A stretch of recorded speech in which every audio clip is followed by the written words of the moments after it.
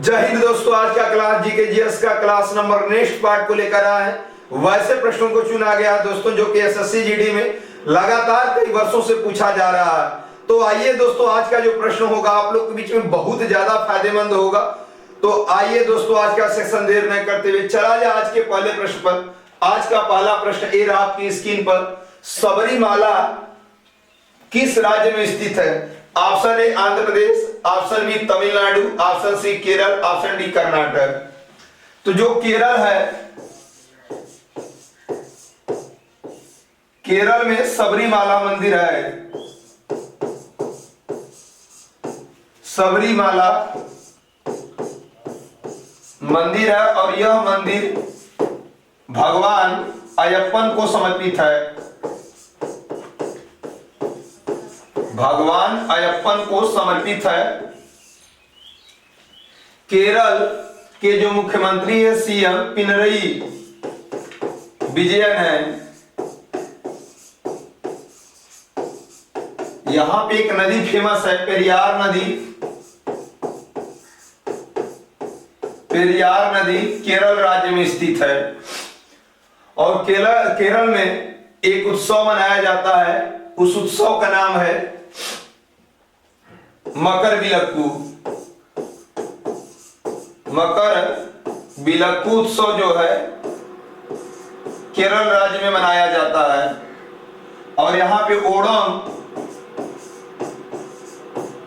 जो त्योहार है केरल में ही मनाया जाता है। तो इसका आंसर हो जाएगा दोस्तों सबरीमाला मंदिर किस राज्य में स्थित है? केरल में, जो कि ऑप्शन नंबर सी हो जाएगा। नेक्स्ट देखिएगा, अगला प्रश्न दिया है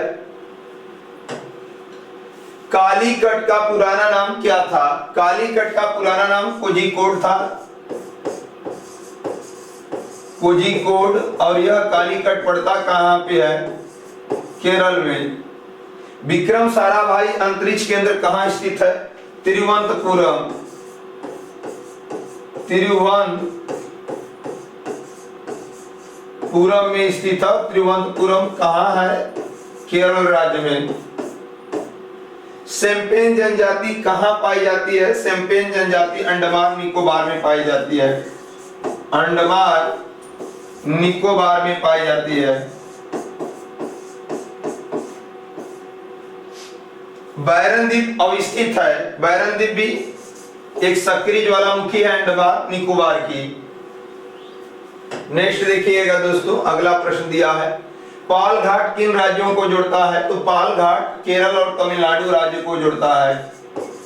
केरल और तमिलनाडु राज्य को पाल घाट जोड़ता है। ऊटी किस राज्य में स्थित है? तो ऊटी आपकी तमिलनाडु में स्थित है। ऊटी तमिलनाडु राज्य में स्थित है। प्रश्न संख्या 2 ये रहा आपकी स्क्रीन पर। अनातोलिया का पठार कहां स्थित है? ऑप्शन ए तुर्की, option B Bharat, option C चीन, ऑप्शन डी रूस।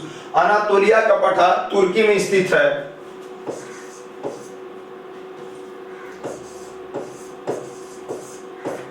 तुर्की का नया नाम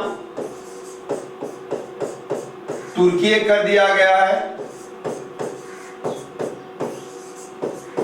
और इसे यूरोप का मरीज कहा जाता है। यूरोप का जो मरीज पूछा जाएगा तो यूरोप का मरीज तुर्की को कहा जाता है। एशिया का प्रवेश द्वार, एशिया का प्रवेश द्वार होगा। प्रवेश द्वार भी तुर्की को ही कहा जाता है।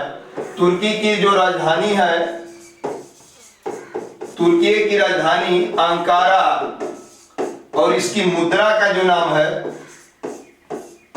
वो लीरा होगा। और यहां पे अनातोलिया का पठार स्थित है।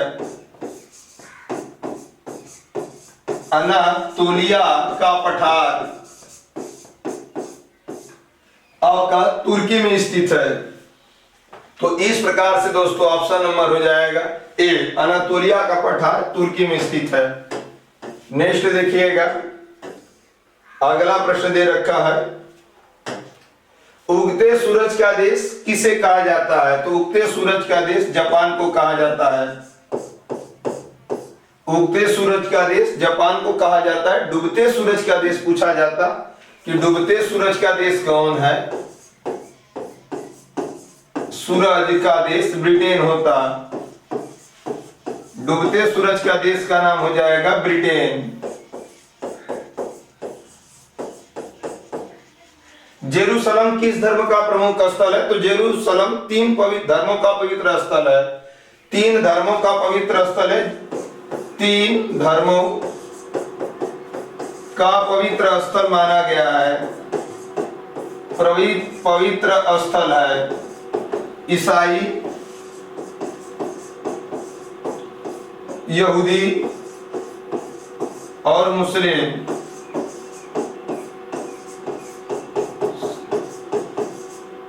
इन 3 धर्मों के पवित्र स्थल को जेरूसलम कहा गया। लेबनान की राजधानी क्या है? तो लेबनान की राजधानी बेरूत है। लेबनान की राजधानी बेरूत। अगला प्रश्न देखिएगा दोस्तों। अगला प्रश्न दे रखा है गोबी मरुस्थल कहाँ स्थित है? तो गोबी का मरुस्थल मंगोलिया में स्थित है। इजमीर घाटी प्रसिद्ध है। इजमीर घाटी अफीम कृषि के लिए प्रसिद्ध है। अफीम की कृषि के लिए प्रसिद्ध है। कृषि के लिए प्रसिद्ध है। और ये पड़ता कहाँ है? अजमीर घाटी तो तुर्की में। तुर्की में। सिलिकॉन सिटी भारत के किस राज्य को कहा गया है? तो सिलिकॉन सिटी भारत के बेंगलुरु राज्य को कहा गया है। बेंगलुरु राज्य को कहा गया। यहाँ पे इसरो का मुख्यालय है। इसरो का मुख्यालय पूछा जाएगा कहाँ पे है इसरो का मुख्यालय? तो आपका आंसर हो जाएगा बेंगलुरु। इसरो का मुख्यालय दोस्तों बेंगलुरु है। और यहाँ पे विश्व का सबसे लंबा प्लेटफॉर्म हुबली प्लेटफॉर्म कर्नाटक राज्य इसी राज्य में पड़ता है। नेक्स्ट देखिएगा दोस्तों, प्रश्न संख्या 3 ए रहा आपकी स्क्रीन पर। तारों के मध्य की दूरी ज्ञात करने की इकाई है। ऑप्शन ए प्रकाश वर्ष, option B cosmic kilometre, option C स्टीमलर मील, ऑप्शन डी गैलेक्टिक इकाई। तो यहाँ तारों की मध्य की दूरी प्रकाश वर्ष से मापी जाती है। प्रकाश वर्ष से मापी जाती है। तो तारों के मध्य की दूरी, तारों के मध्य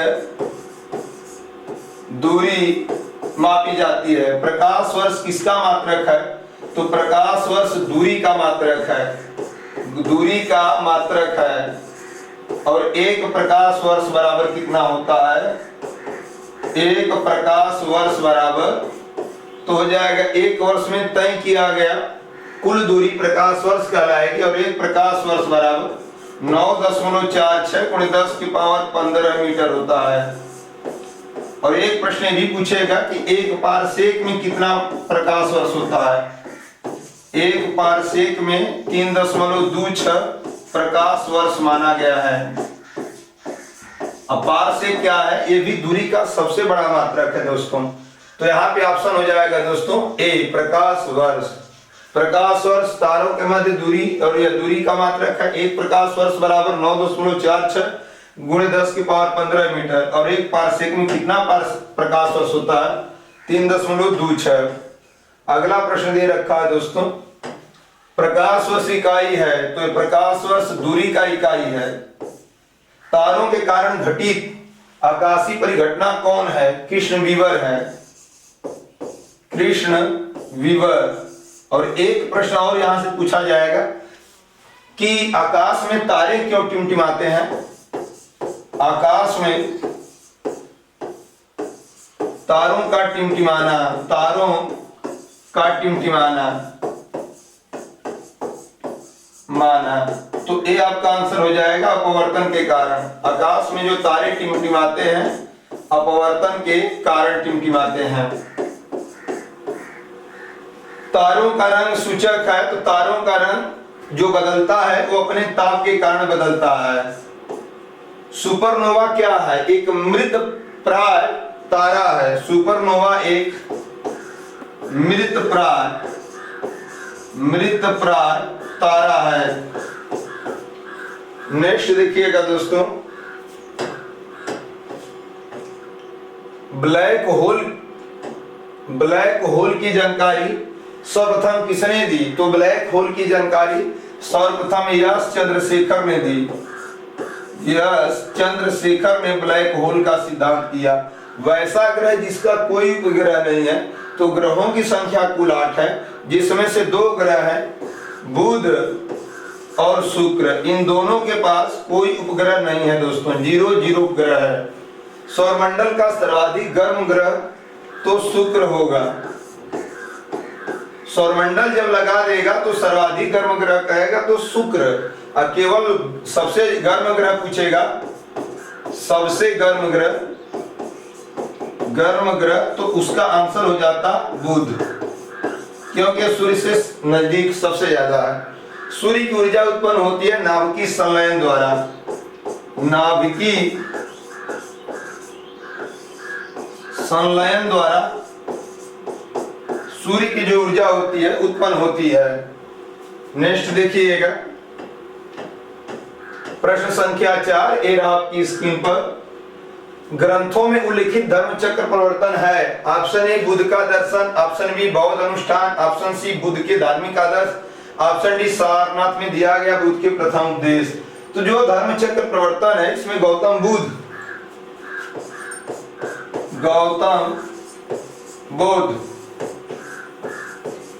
इनका जन्म हुआ था। गौतम बुद्ध का जो जन्म हुआ 563 ईसा पूर्व नेपाल में लुम्बिनी कपिलवस्तु के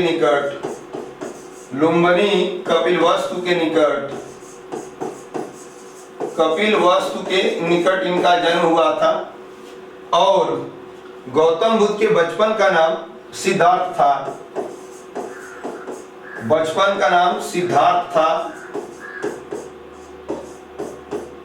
और पिता का नाम शुद्धोधन था, माता का नाम महामाया।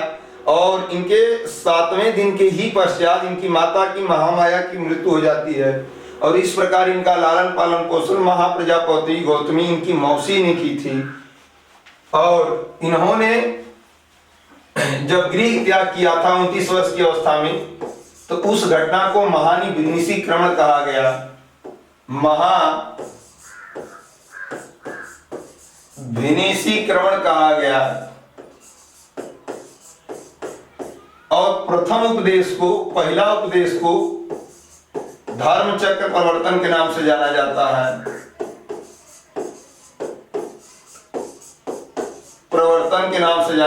है। और सर्वाधिक उपदेश कहीं पे दिए थे तो उसका नाम था श्रावस्ती। सर्वाधिक उपदेश कहां पे दे रखे हैं? तो श्रावस्ती में।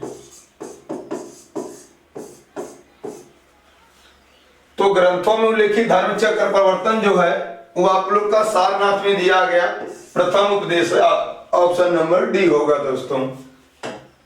नेक्स्ट देखिएगा, अगला प्रश्न दे रखा है, यहां पे दिया है गौतम बुद्ध का महापरिनिर्वाण जिस राज्य में हुआ था वह कौन सा था? तो यदि कुशीनगर है तो ठीक है, कुशीनगर दे देंगे। अजय भी नहीं है तो 16 महाजनपदों में कुशीनगर किसकी राजधानी थी? तो मल महाजनपद, दोनों में से जो होगा दोस्तों वहां पे हम उसको टिक करेंगे। अलार कलाम कौन थे? तो अलार कलाम गौतम बुद्ध के गुरु जी थे। गौतम बुद्ध के गुरु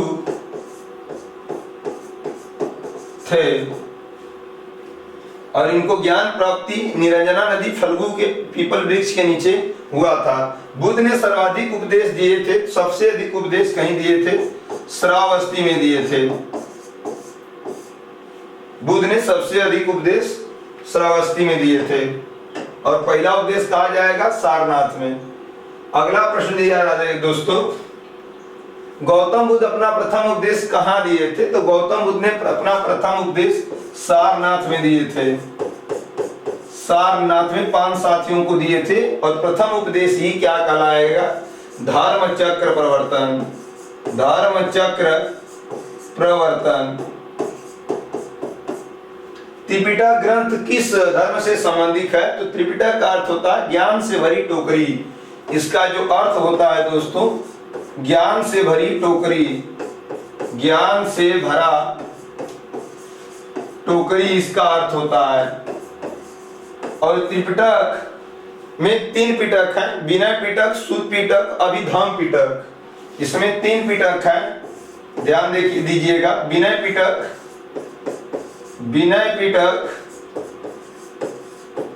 अभिधम पिटक, अभिधम पिटक और एक सुत पिटक होगा, सुत पिटक। और यह याद रखिएगा, जो त्रिपिटक है वो बौद्ध धर्म से संबंधित है। किस धर्म से प्रश्न पूछा जाएगा? तो बौद्ध धर्म से संबंधित है। और कौन कौन है? विनय पिटक, सुत पिटक, अभिधम पिटक। और इसका त्रिपिटक का अर्थ होता है ज्ञान से भरी टोकरी। सप्तपर्णी गुफा स्थित है, सप्तपर्णी गुफा राजगृह में स्थित है, राजगृह में स्थित है। और ये पड़ता कहां पे है दोस्तों? बिहार में, राजगृह में स्थित है। नेक्स्ट देखिएगा, प्रश्न संख्या 5 ये रहा आपकी स्क्रीन पर। संघ लोक सेवा आयोग के अध्यक्ष की नियुक्ति कौन करता है? ऑप्शन ए राष्ट्रपति, ऑप्शन बी प्रधानमंत्री, ऑप्शन सी उपराष्ट्रपति, ऑप्शन डी सर्वोच्च न्यायालय के मुख्य न्यायाधीश। संघ लोक सेवा आयोग, इसे संक्षिप्त में यूपीएससी कहा जाता है, इंडियन पब्लिक सर्विस कमीशन। संघ लोक सेवा आयोग, संघ लोक सेवा आयोग के अध्यक्ष की जो नियुक्ति होती है, अध्यक्ष की जो नियुक्ति होती है, अध्यक्ष की नियुक्ति राष्ट्रपति करता है।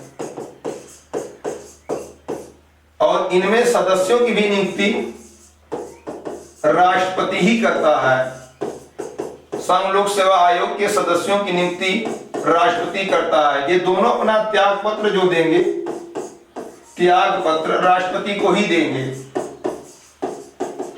राष्ट्रपति को देंगे। और जो संघ लोक सेवा आयोग अनुच्छेद 315 में स्थित है, 315 में किसका वर्णन है? तो संघ लोक सेवा आयोग, इसका जो कार्यकाल है दोस्तों, कार्यकाल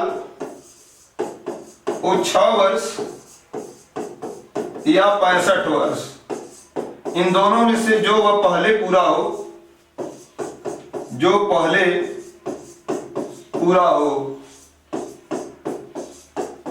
इसका कार्यकाल होगा। और वर्तमान में जो इसके अध्यक्ष हैं डॉक्टर मनोज सोनी जी हैं, मनोज सोनी, डॉक्टर मनोज सोनी वर्तमान में इसके अध्यक्ष हैं।